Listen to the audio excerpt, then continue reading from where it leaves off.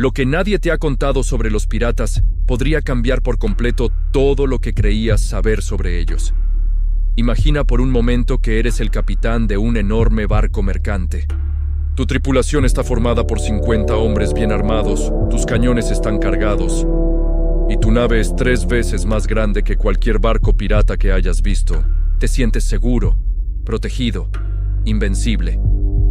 Pero entonces, en cuestión de minutos, un pequeño grupo de apenas 15 piratas toma el control total de tu embarcación sin apenas disparar un solo tiro. Suena imposible, ¿verdad? Pues déjame contarte que esto sucedía con una frecuencia alarmante durante la edad dorada de la piratería. Y no era porque los piratas fueran guerreros sobrenaturales o tuvieran armas mágicas. Era algo mucho más interesante. La verdad es que los piratas más exitosos de la historia raramente ganaban por su fuerza bruta. Lo que realmente los convertía en una amenaza tan peligrosa era algo que pocas personas conocen. Estos navegantes desarrollaron un sistema tan sofisticado de estrategia y planificación que haría que muchos estrategas militares actuales se quedaran asombrados. Olvídate de esas películas donde los piratas atacan cualquier barco que se cruza en su camino ondeando banderas negras y gritando como locos. La realidad era completamente diferente y muchísimo más fascinante. Todo empezaba con algo que podríamos llamar el arte de la observación. Los piratas pasaban días, incluso semanas, simplemente mirando. Se escondían detrás de pequeñas islas o en bahías protegidas, observando decenas de barcos que pasaban frente a ellos. Pero no miraban por mirar. Estaban buscando señales muy específicas que les indicaran cuál era el objetivo perfecto. Por ejemplo, si veían un barco que flotaba muy alto sobre el agua, sabían inmediatamente que iba casi vacío de suministros. Las velas remendadas o el casco con reparaciones recientes les decían que ese barco ya había tenido problemas en el mar. Era como leer un libro abierto. Pero aquí viene algo que seguramente no sabías. Los piratas tenían un conocimiento impresionante de los patrones comerciales de la época. Sabían exactamente cuándo los galeones españoles navegaban más cargados de tesoros. Conocían las rutas exactas de las compañías comerciales más ricas. Algunos incluso llevaban registros detallados de los calendarios de navegación, anticipándose a los movimientos de sus presas con meses de antelación. Esto no era suerte ni casualidad. Era planificación pura y estrategia calculada. Había un pirata llamado Benjamin Hornigold que lo tenía todo calculado. Según los registros históricos que se conservan, este tipo describía su objetivo ideal como un barco rico al final de un viaje largo, manejado por una tripulación más interesada en llegar a casa que en defender su carga. Y funcionaba de maravilla. De 28 barcos que atacó durante 2 años, 24 se rindieron sin apenas resistencia. Piensa en eso por un momento. Una tasa de éxito del 85%. Eso no es suerte, amigo mío. Los piratas también estudiaban el clima como si fueran meteorólogos modernos. Después de las grandes tormentas, sabían exactamente dónde buscar barcos dañados que se hubieran separado de sus convoyes.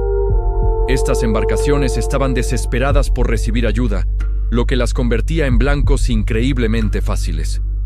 Algunos grupos piratas incluso seguían los patrones estacionales de las tormentas para predecir dónde podrían encontrar naves en apuros.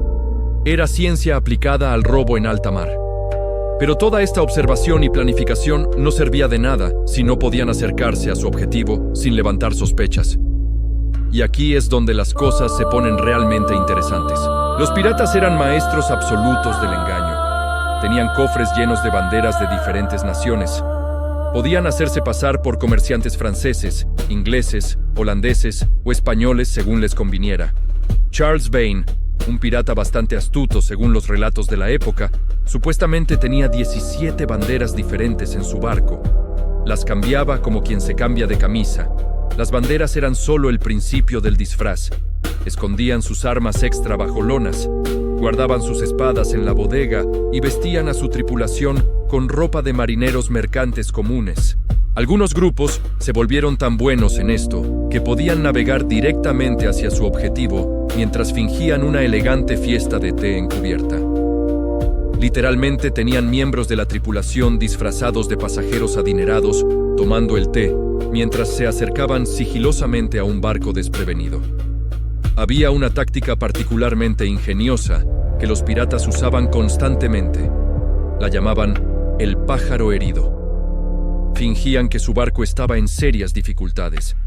Rasgaban las velas, izaban señales de auxilio y hacían que la tripulación agitara los brazos desesperadamente pidiendo ayuda. Los capitanes mercantes, con buen corazón, se acercaban para ofrecer asistencia, solo para descubrir demasiado tarde que habían caído en una trampa perfecta. Esos piratas heridos de repente se convertían en combatientes perfectamente sanos y muy bien armados. En 1718 existe un caso documentado de un nivel de engaño absolutamente increíble. Un grupo de piratas dividió su tripulación en dos barcos diferentes. El primero fingía ser un barco mercante bajo ataque de piratas. El segundo barco, cuando otros barcos se acercaban para ayudar al supuesto mercante en apuros, ambos barcos piratas se giraban contra ellos. Era una trampa dentro de otra trampa. Imagina la sorpresa de esos pobres capitanes cuando se daban cuenta de lo que acababa de pasar. Algunos piratas llevaban el engaño a niveles que parecen sacados de una película. Establecían puestos comerciales falsos en islas pequeñas. Construían lo que parecía un negocio legítimo completo. Los barcos que pasaban se detenían para comerciar, confiando en lo que veían, y solo descubrían la verdad cuando ya era demasiado tarde. Henry Morgan, cuyo nombre probablemente te suene, una vez capturó un fuerte español entero y lo usó como base para atraer barcos durante casi un mes. Nadie sospechó nada hasta que fue demasiado tarde. Incluso usaban la música como parte de sus trampas. Tocaban canciones marineras populares y melodías que los barcos mercantes solían cantar. Nada dice, definitivamente no somos piratas, como una tripulación cantando alegremente canciones de marineros a todo volumen. Era teatro puro y funcionaba sorprendentemente bien. Pero quizás la parte más brillante de todo su sistema de engaño era cómo recopilaban información. Interrogaban a marineros capturados sobre señales de navegación, contraseñas y protocolos de comunicación. Construían toda una base de datos de cómo los barcos legítimos se comunicaban entre sí. Para cuando iban tras su siguiente objetivo, podían imitar perfectamente el comportamiento de cualquier tipo de barco que necesitaran fingir ser. Una vez que conseguían acercarse lo suficiente, entraba en juego otra ventaja crucial que tenían sobre los barcos más grandes: la velocidad. Los barcos piratas estaban específicamente diseñados o modificados para ser rápidos. Quitaban decoraciones pesadas, reducían el número de cañones e incluso remodelaban los cascos para que cortaran el agua más eficientemente. Hay registros de un barco pirata capturado llamado Adventure Prize, al que le habían quitado toda la cabina de popa solo para hacerlo más ligero y rápido. Los piratas estudiaban los vientos y las corrientes con un detalle obsesivo. Se posicionaban a favor del viento respecto a su objetivo, lo que les daba control total sobre el enfrentamiento. Podían acercarse rápidamente para un ataque y retirarse antes de que el barco más grande pudiera girar sus cañones laterales para responder. Algunos piratas particularmente listos incluso usaban la estela del barco objetivo para ganar velocidad extra, montando la ola de desplazamiento como si fueran surfistas. Aquí hay un detalle que mucha gente desconoce. Los piratas casi nunca intentaban hundir los barcos. Piénsalo un momento. Sería como volar una caja fuerte con dinamita. Destruyes exactamente lo que estás intentando robar. En lugar de eso, apuntaban a las partes que detendrían el movimiento del barco. El timón era un objetivo favorito. Un solo impacto sólido ahí y hasta el barco más grande empezaría a girar sin control, como una brújula rota. Usaban patrones de ataque coordinados que eran puro arte. Los piratas zigzagueaban hacia adelante y hacia atrás por la popa del objetivo, manteniéndose en el punto ciego donde los cañones del barco grande no podían alcanzarlos. Lo llamaban rastrillar la popa, aunque podría describirse mejor como una técnica de desgaste continuo. Cada pasada destrozaba un poco más los controles del barco, las velas y la moral de la tripulación. Algunos de los piratas más exitosos usaban lo que llamaban el ataque de la avispa. Se acercaban rápidamente, disparaban algunos tiros y se alejaban zumbando antes de que el barco más grande pudiera responder. Después de varias pasadas, atacaban desde un ángulo diferente, manteniendo al defensor constantemente adivinando. La tripulación del barco grande corría de un lado a otro, nunca sabiendo de dónde vendría el siguiente golpe. Un capitán español escribió quejándose en su diario: «Estos demonios nunca se quedan quietos el tiempo suficiente para luchar apropiadamente». Los piratas también cronometraban sus ataques para cuando el viento y las olas trabajaran contra sus oponentes más grandes. Un barco grande balanceándose en mares agitados no podía apuntar sus cañones correctamente, mientras que los barcos piratas más pequeños podían moverse ágilmente entre las olas. Durante una persecución famosa en 1718, un balandro pirata logró escapar de un buque de guerra de la Armada Real, navegando directamente hacia una tormenta que el barco más grande no podía arriesgarse a entrar. La parte inteligente era cómo los piratas usaban la psicología en sus maniobras. Sabían que la tripulación de un barco se concentraría en la amenaza más obvia, así que frecuentemente atacaban en parejas, mientras el barco grande lidiaba con un barco pirata al frente. Otro se colaba por detrás. Para cuando el objetivo se daba cuenta de lo que estaba pasando, era demasiado tarde para reposicionar sus armas. A veces los piratas usaban su maniobrabilidad superior simplemente para agotar a sus oponentes. Mantenían al barco más grande girando y ajustando el rumbo durante horas, sabiendo que trabajar las velas en un barco grande era agotador. Para cuando finalmente se acercaban, la tripulación defensora estaba demasiado cansada para presentar mucha resistencia. Una vez que tenían al barco objetivo inmovilizado y exhausto, comenzaba la fase final. Y aquí es donde los piratas habían convertido el abordaje en una ciencia calculada. Sus métodos no eran aleatorios en absoluto. Cada movimiento estaba diseñado para hacer que sus números más pequeños contaran al máximo. Los ganchos de abordaje lideraban el asalto. Los piratas mantenían docenas de estas herramientas listas, cada una atada a cuerdas de cáñamo resistente. Los piratas más hábiles podían lanzar estos ganchos con una precisión aterradora, frecuentemente acertando en el primer intento. Un barco pirata recuperado tenía más de 30 tipos diferentes de ganchos de abordaje, cada uno diseñado para un propósito específico. La primera oleada usualmente no eran los luchadores, eran los creadores de humo. Los piratas lanzaban pequeños barriles de brea ardiente y azufre sobre la cubierta enemiga. El humo no solo cegaba a los defensores, también los hacía toser y ahogarse. En el libro de registro de un barco mercante holandés, capturado en 1718, el capitán escribió: «El diablo envió primero su humo sucio, y para cuando pudimos ver de nuevo, ya estaban entre nosotros». Los piratas atacaban desde múltiples puntos simultáneamente. Mientras el grupo principal subía por los costados, equipos más pequeños se infiltraban desde la proa y la popa. Los defensores nunca sabían dónde enfocar su atención. Hay incluso un registro de una tripulación pirata que entrenó al mono de su barco para llevar una cuerda pequeña hasta el barco objetivo. Deliberadamente, intentaban verse lo más aterradores posible durante el abordaje. Se ennegrecían las caras con pólvora, se ponían mechas encendidas en las barbas y hacían los ruidos más terroríficos que podían. El relato de un marinero capturado menciona que los piratas gritaban como espíritus malignos y parecían demonios. Era teatro de terror en alta mar. Las acciones de abordaje más exitosas duraban menos de 3 minutos. La velocidad lo era todo. Los piratas sabían que una lucha larga trabajaba en su contra. Practicaban sus movimientos de abordaje como una coreografía mortal.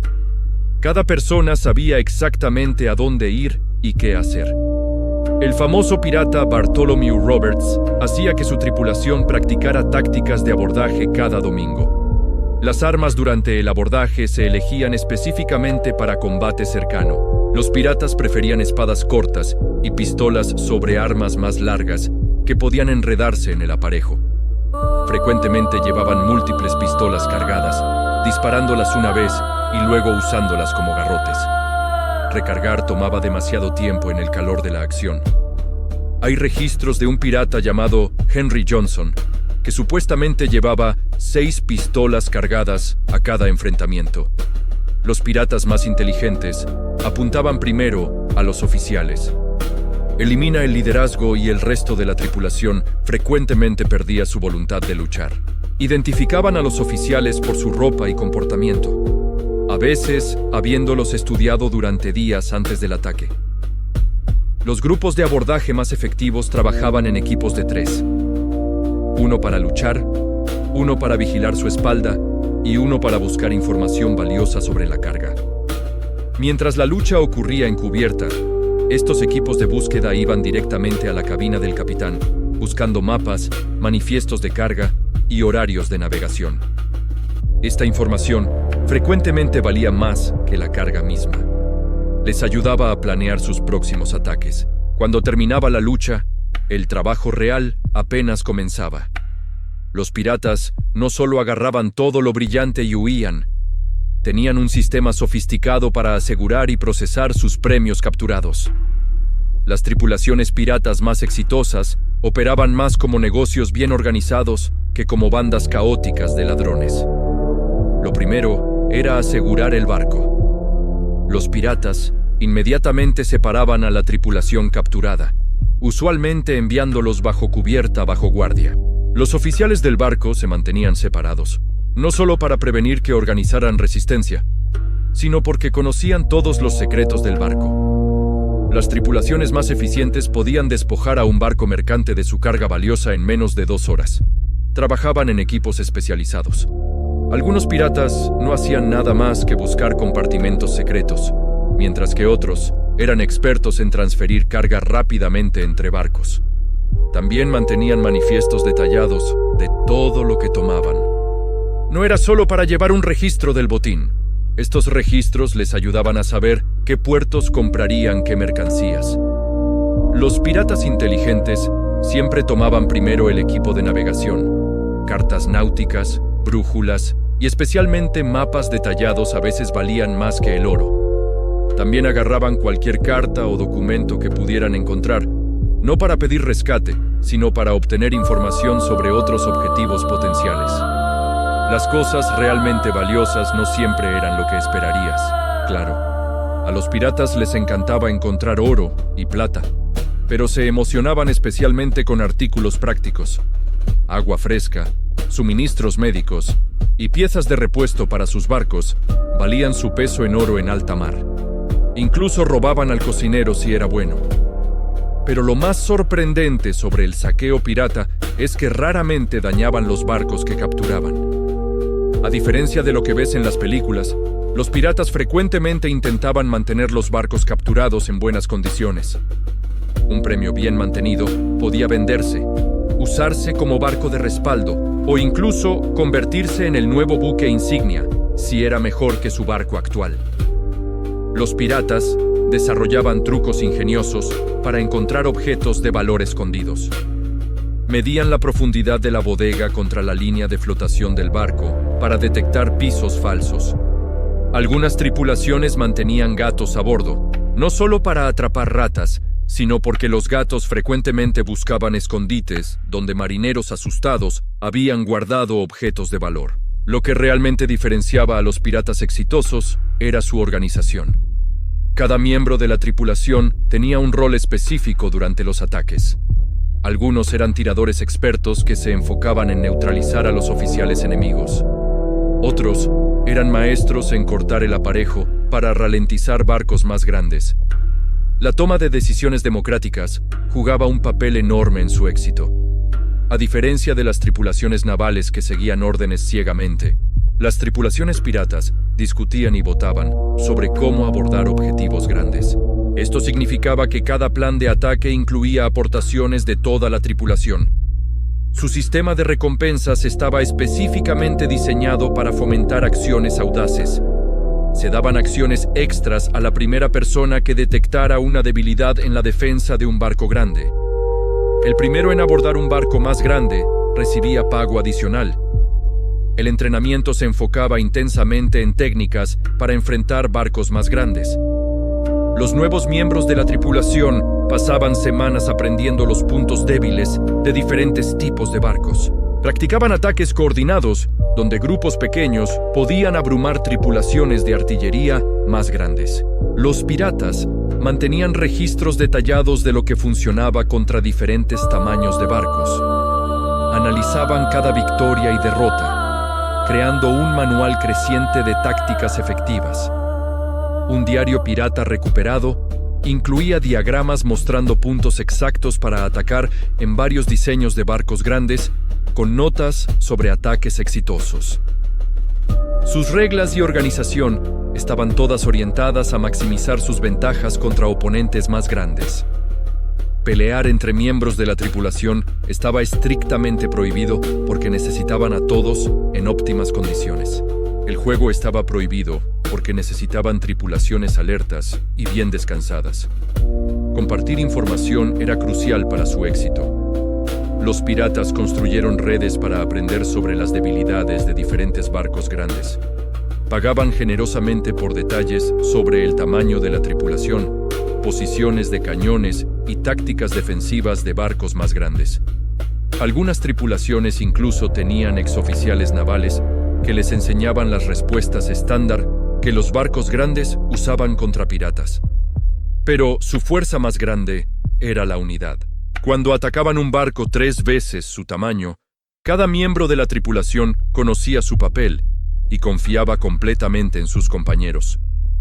Luchaban como una unidad coordinada contra fuerzas más grandes y menos organizadas.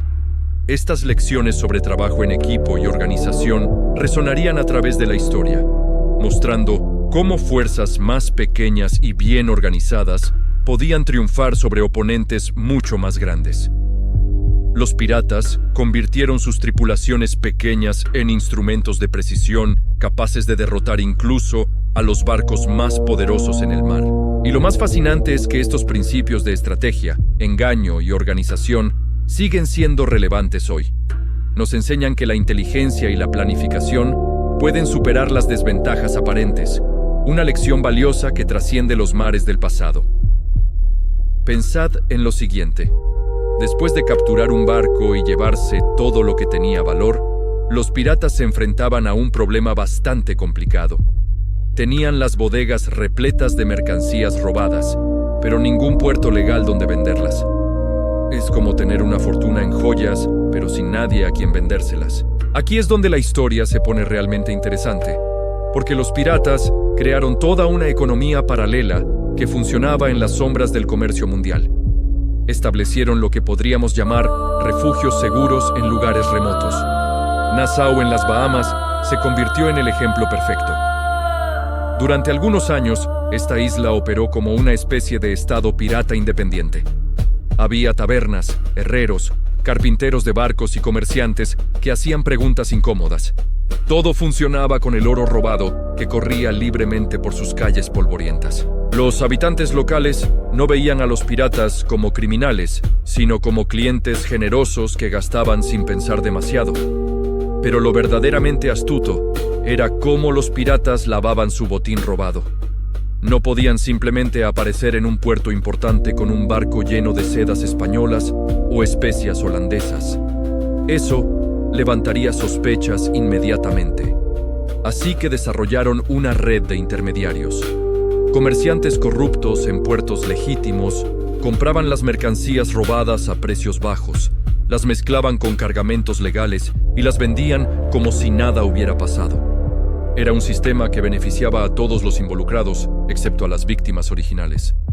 Algunos gobernadores coloniales participaban activamente en este comercio ilegal. Recibían sobornos generosos para mirar hacia otro lado cuando los barcos piratas entraban discretamente en sus puertos. Hay documentos que muestran cómo ciertos funcionarios en Jamaica y Carolina del Sur se enriquecieron enormemente gracias a estos acuerdos secretos. La línea entre la ley y el crimen se volvía borrosa cuando había tanto dinero en juego. Entonces, los piratas también aprendieron a transformar sus barcos capturados. Cambiaban los nombres, repintaban los cascos y alteraban las velas para que parecieran embarcaciones completamente diferentes. Un galeón español capturado podía reaparecer semanas después con bandera inglesa y un nombre nuevo, navegando tranquilamente como si fuera un mercante legítimo. Esta transformación les permitía vender los barcos mismos sin levantar alarmas. Existían subastas secretas en lugares apartados donde los piratas vendían sus premios más valiosos. Capitanes mercantes sin escrúpulos asistían a estas subastas para comprar barcos robados a precios increíblemente bajos. Documentos falsos, creados por escribanos corruptos, daban a estos barcos una apariencia de legalidad. Era un negocio sucio, pero extraordinariamente lucrativo para todos los implicados.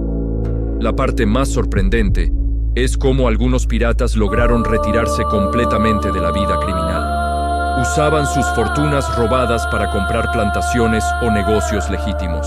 Con suficiente dinero podían comprar perdones oficiales de la corona o simplemente cambiar de identidad.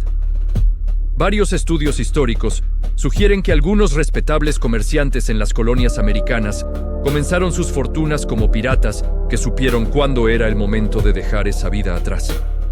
Henry Avery representa el caso más fascinante de todos. Este pirata capturó uno de los botines más grandes de la historia al atacar un convoy del Gran Mogol de India. Desapareció con su fortuna y nunca fue capturado. Durante años circularon rumores sobre su paradero. Algunos decían que vivía como un aristócrata en Inglaterra bajo un nombre falso. Otros insistían en que había comprado una pequeña isla y vivía como un rey. La verdad es que nadie lo sabe con certeza. Simplemente se esfumó con su tesoro. Esta capacidad de desaparecer y reinventarse muestra algo importante sobre aquella época. El mundo era mucho más grande y menos conectado. Sin fotografías ni bases de datos centralizadas, cambiar de identidad era relativamente sencillo si tenías suficiente dinero.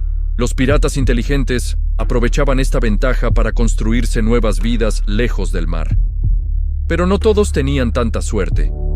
Muchos piratas gastaban su oro tan rápido como lo conseguían. Las historias hablan de tripulaciones enteras que dilapidaban fortunas en cuestión de semanas. Bebidas caras, apuestas descontroladas y una vida de excesos dejaban a muchos piratas sin un céntimo poco después de sus mayores victorias. Era un ciclo que los obligaba a volver al mar una y otra vez. Lo interesante es que este patrón nos enseña algo valioso sobre la naturaleza humana. Tener riqueza repentina no garantiza el éxito a largo plazo si no hay planificación. Los piratas que lograban retirarse exitosamente eran aquellos que pensaban en el futuro y no solo en el presente inmediato. Es una lección que sigue siendo relevante hoy cuando escuchamos historias de personas que ganan la lotería y pierden todo rápidamente. Las tripulaciones piratas también enfrentaban tensiones internas sobre cómo dividir el botín. Aunque tenían códigos escritos que especificaban las porciones de cada miembro, las disputas eran frecuentes. El capitán típicamente recibía dos partes. Los oficiales una parte y media, y la tripulación común una parte cada uno. Los heridos en batalla recibían compensaciones adicionales según la gravedad de sus lesiones. Un ojo perdido valía 100 piezas de 8. Una pierna costaba 500. Era un sistema de seguros bastante avanzado para su época. Este sistema de compensación por heridas revela algo humanizante sobre los piratas. No eran simplemente criminales sin corazón. Cuidaban de sus compañeros heridos de maneras que las armadas navales regulares raramente hacían. Un marinero de la Royal Navy que perdía una pierna en batalla podía terminar mendigando en las calles. Un pirata en la misma situación recibía suficiente oro para vivir cómodamente el resto de sus días. Esto creaba una lealtad feroz entre las tripulaciones. La vida pirata también atraía a personas que no tenían muchas opciones en la sociedad convencional. esclavos fugitivos encontraban libertad e igualdad en los barcos piratas. Las tripulaciones piratas eran notablemente diversas para su época. Hombres de África, Europa, las Américas y Asia navegaban juntos como iguales. El color de tu piel o tu origen importaban mucho menos que tu habilidad para hacer tu trabajo. Incluso había mujeres piratas que desafiaron todas las convenciones sociales de su tiempo. Anne Bonny y Mary Read son las más famosas, pero los registros históricos sugieren que hubo muchas más. Se vestían como hombres, luchaban junto a sus compañeros y se ganaban el respeto a través de su valentía. Representaban una forma de libertad que era imposible de encontrar en tierra firme durante esa época. Esta diversidad e igualdad relativa en los barcos piratas ofrece una perspectiva fascinante. Mientras las sociedades en tierra estaban rígidamente divididas por clase, raza y género, los piratas crearon comunidades donde el mérito personal contaba más que el estatus heredado. No era perfecto, pero era revolucionario para su tiempo. Nos recuerda que las personas siempre han buscado formas de crear sociedades más justas, incluso en los lugares más inesperados. La caída de la piratería llegó cuando los gobiernos finalmente decidieron que el problema era demasiado grande para ignorarlo. Comenzaron a enviar flotas enteras dedicadas exclusivamente a cazar piratas. Ofrecían perdones a los que se rendían voluntariamente y horcas a los que resistían. La edad dorada de la piratería terminó no porque los piratas se volvieran menos hábiles, sino porque el mundo cambió alrededor de ellos. Lo que podemos aprender de toda esta historia va mucho más allá de los ataques y los tesoros. Los piratas nos muestran cómo la inteligencia, la organización y la adaptabilidad pueden superar obstáculos aparentemente imposibles. Sus técnicas de observación, planificación y trabajo en equipo son principios que cualquier persona puede aplicar hoy en desafíos legítimos. Nos enseñan que el tamaño de los recursos no es tan importante como la manera en que los usas. También nos recuerdan que las personas son capaces de crear sistemas complejos de justicia y organización incluso fuera de las estructuras oficiales. Los códigos piratas y su democracia en el mar surgieron porque la gente necesitaba reglas justas para cooperar efectivamente. Es un testimonio de nuestra capacidad innata para crear orden y equidad cuando trabajamos juntos. Al final, la historia de los piratas nos invita a cuestionar las narrativas simples. No eran simplemente villanos de cuentos ni héroes románticos. Eran personas complejas que navegaban un mundo complicado usando todas las herramientas a su disposición. Y en esa complejidad encontramos lecciones que siguen resonando siglos después. Lo que casi nadie cuenta es que detrás del ocaso de la piratería se esconde una transformación mucho más profunda del mundo entero. Cuando las naciones empezaron a enviar flotas de guerra, específicamente diseñadas para cazar piratas, no fue solo una cuestión de justicia. Era algo mucho más grande. El comercio global estaba cambiando tan rápido que los gobiernos necesitaban controlar completamente las rutas marítimas. Los piratas representaban el último vestigio de un mundo donde individuos audaces podían desafiar a imperios enteros. La tecnología naval avanzó brutalmente rápido durante las primeras décadas del siglo XVIII. Los buques de guerra empezaron a equiparse con cañones más precisos y cascos reforzados con placas de cobre que impedían el crecimiento de percebes. Esto significaba que los barcos militares ya no se ralentizaban tras meses en el mar. Los piratas perdieron su ventaja de velocidad casi de la noche a la mañana. Sus tácticas, que habían funcionado durante décadas, se volvieron obsoletas cuando se enfrentaban a estas nuevas embarcaciones. Pero hay algo más fascinante. Los gobiernos descubrieron que contratar expiratas como cazadores era tremendamente efectivo. Conocían todas las tácticas, todos los escondites secretos, todas las señales que indicaban dónde encontrar a sus antiguos compañeros. Woodes Rogers, el gobernador enviado a limpiar Nassau, era un ex corsario que conocía perfectamente el mundo pirata. Ofreció perdones reales a cambio de información. Muchos aceptaron, otros resistieron y terminaron colgados en la horca del puerto como advertencia para los demás. La red de informantes creció exponencialmente. Taberneros que antes protegían a los piratas empezaron a vender información a las autoridades. Prostitutas en puertos clave pasaban detalles sobre quién había llegado y con cuánto oro. Los propios piratas comenzaron a traicionarse entre ellos cuando las recompensas por delatar se volvieron más atractivas que los riesgos de continuar. La comunidad que había sido su fuerza se desmoronó desde dentro. Las ejecuciones públicas se convirtieron en espectáculos diseñados para sembrar terror. No se trataba simplemente de colgar a los capturados. Las autoridades exhibían los cuerpos en jaulas de hierro colgadas en los puertos durante meses. La carne se pudría bajo el sol caribeño mientras los cuervos picoteaban los restos. Era una declaración brutal. Este es el destino que espera a quienes desafían el orden establecido. Miles de personas presenciaban estas ejecuciones. Los niños eran llevados específicamente para que aprendieran la lección. William Kidd murió en la horca en Londres en 1701. Su caso es particularmente revelador porque Kidd originalmente tenía una patente de corso, documentos oficiales que lo autorizaban a atacar enemigos de Inglaterra. Pero cuando la política cambió y sus patrocinadores necesitaron un chivo expiatorio, lo sacrificaron sin pensarlo dos veces. Murió gritando su inocencia, mientras la multitud lo abucheaba. Su cuerpo permaneció colgado durante 3 años en un punto del Támesis, donde todos los barcos que entraban a Londres tenían que pasar junto a él. Barbanegra encontró su final en una emboscada frente a Carolina del Norte en 1718. El teniente Robert Maynard lo acorraló en una cala poco profunda donde el gran barco pirata quedó atrapado. Según los testimonios que se conservan, Barbanegra recibió 5 heridas de bala y más de 20 tajos de espada antes de caer finalmente.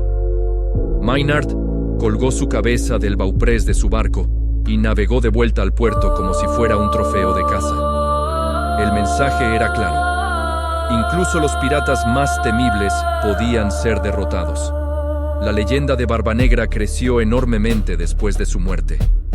Los relatos se exageraban cada vez más. Se decía que había luchado como un demonio hasta su último aliento, que sus ojos seguían brillando con furia incluso después de que le cortaran la cabeza, que su cuerpo decapitado nadó 3 vueltas alrededor del barco antes de hundirse. Es interesante cómo la muerte transforma a las personas en mitos. El hombre real desaparece y nace la leyenda. Bartholomew Roberts fue probablemente el pirata más exitoso de todos. Se estima que capturó más de 400 barcos durante su carrera. Pero incluso él cayó cuando un barco de guerra británico lo sorprendió durante el desayuno en 1722. Una granada de cañón le arrancó la garganta mientras estaba en cubierta. Su tripulación, siguiendo sus órdenes previas, lanzó su cuerpo al mar inmediatamente para que no pudiera ser exhibido como trofeo. Al menos murió según sus propias reglas. Lo fascinante es que muchos piratas capturados enfrentaban la muerte con una valentía que dejaba asombrados incluso a sus verdugos. Algunos subían al cadalso cantando canciones obscenas. Otros pronunciaban discursos desafiantes ante las multitudes. Jack Rackham, capturado junto a Anne Bonny y Mary Read, dijo desde la horca: «Si hubiera luchado como hombre, no estaría muriendo como un perro». Estas últimas palabras se repetían en tabernas durante años, convirtiéndose en parte del folclore popular. Anne Bonny y Mary Read escaparon de la ejecución por una razón sorprendente. Estaban embarazadas. Las leyes de la época prohibían ejecutar a mujeres embarazadas. Mary murió de fiebre en prisión antes de dar a luz. Anne simplemente desapareció de los registros después de su juicio. Algunos historiadores sugieren que su padre rico la rescató y la llevó de vuelta a las colonias donde vivió tranquilamente bajo otra identidad. Otros creen que murió en prisión y los registros se perdieron. La verdad permanece como un misterio hasta hoy. La piratería no desapareció completamente de la noche a la mañana. Se transformó. Algunos piratas se convirtieron en contrabandistas que evitaban los impuestos comerciales. Otros se unieron a las flotas navales de países que todavía los aceptaban. Unos cuantos encontraron trabajo legítimo en astilleros o como pescadores. La habilidad de adaptarse siempre ha sido la clave de la supervivencia humana. Madagascar se convirtió en el último gran refugio pirata. Durante algunos años después de que Nassau cayera, piratas de todas partes huyeron a esta isla enorme frente a la costa africana. Establecieron asentamientos donde se mezclaban con la población local. Algunos se casaron con mujeres malgaches y tuvieron familias. Existen teorías sobre que algunos de estos piratas establecieron pequeños reinos en la isla, donde vivieron el resto de sus vidas como señores locales. Es una de esas historias que suena demasiado romántica para ser cierta, pero fragmentos de evidencia sugieren que podría haber algo de verdad en ella. La República Pirata de Libertalia es una de las leyendas más persistentes. Según relatos que circularon durante el siglo XVIII, un grupo de piratas estableció una sociedad utópica en Madagascar basada en la igualdad absoluta y la democracia directa. Todos compartían todo por igual, no había esclavitud ni jerarquías. Era el sueño ilustrado hecho realidad en medio del Océano Índico. El problema es que no existe evidencia sólida de que Libertalia realmente existiera. Podría haber sido propaganda, una fantasía literaria o un experimento real que no dejó rastros. Nunca lo sabremos con certeza. Lo que sí sabemos es que la idea de Libertalia inspiró a generaciones posteriores. Cuando la Revolución Francesa estalló décadas después, algunos panfletos revolucionarios mencionaban a los piratas como ejemplos de sociedades igualitarias. La noción de que personas comunes podían gobernarse a sí mismas, sin reyes ni nobles, resonaba poderosamente en aquellos tiempos turbulentos. Es curioso cómo los criminales del mar se convirtieron en símbolos políticos para movimientos revolucionarios. Los tesoros perdidos también alimentaron incontables leyendas. Cuando los piratas eran capturados o muertos, su oro frecuentemente desaparecía. Esto generó historias sobre tesoros enterrados en islas secretas, esperando ser descubiertos. Mapas del tesoro con cruces, marcando el lugar, se volvieron parte fundamental del imaginario pirata. La realidad probablemente era mucho más mundana. Los piratas que tenían oro lo gastaban rápidamente o lo invertían en negocios legítimos bajo identidades falsas. Enterrar fortunas en playas desiertas suena emocionante, pero tiene poco sentido práctico. Sin embargo, algunos tesoros piratas sí han sido encontrados. En 1984, buzos descubrieron los restos del barco de Barba Negra frente a la costa de Carolina del Norte. Entre los restos había cañones, anclas y miles de objetos cotidianos que proporcionaron información invaluable sobre cómo vivían realmente los piratas. No había cofres rebosantes de oro, pero sí encontraron monedas, joyas y lingotes de plata que confirmaban que las historias de saqueo eran verdaderas. El Whydah Galley, barco del pirata Sam Bellamy, se hundió durante una tormenta en 1717. Fue descubierto en 1984 cerca de Cape Cod. El hallazgo incluyó más de 200,000 artefactos, incluyendo monedas de oro y plata de al menos 50 países diferentes. Este descubrimiento demostró la escala verdaderamente global del comercio pirata. En ese único barco había objetos de África, Asia, América y Europa. Era un museo flotante de la globalización temprana. Estos descubrimientos arqueológicos han cambiado nuestra comprensión de los piratas. Ya no dependemos solo de relatos sensacionalistas escritos por sus enemigos o leyendas románticas exageradas. Los objetos físicos cuentan historias más honestas. Revelan que los piratas comían mejor que los marineros ordinarios, que mantenían sus barcos en mejor estado que muchas flotas comerciales, que realmente practicaban formas primitivas de democracia y seguro médico. La medicina pirata era sorprendentemente avanzada para su época. Los cirujanos de barcos piratas frecuentemente eran los mejor pagados de toda la tripulación después del capitán. Realizaban amputaciones con técnicas que minimizaban las infecciones. Usaban alcohol no solo para adormecer el dolor, sino para limpiar heridas. Conocían remedios herbales de todas las culturas con las que habían tenido contacto. Un buen cirujano podía significar la diferencia entre una tripulación sana y efectiva versus un barco lleno de hombres enfermos e inútiles. Las enfermedades eran el verdadero asesino en alta mar. El escorbuto causado por falta de vitamina C mataba más marineros que todas las batallas combinadas. Los piratas aprendieron que el jugo de lima y las frutas frescas prevenían esta terrible enfermedad.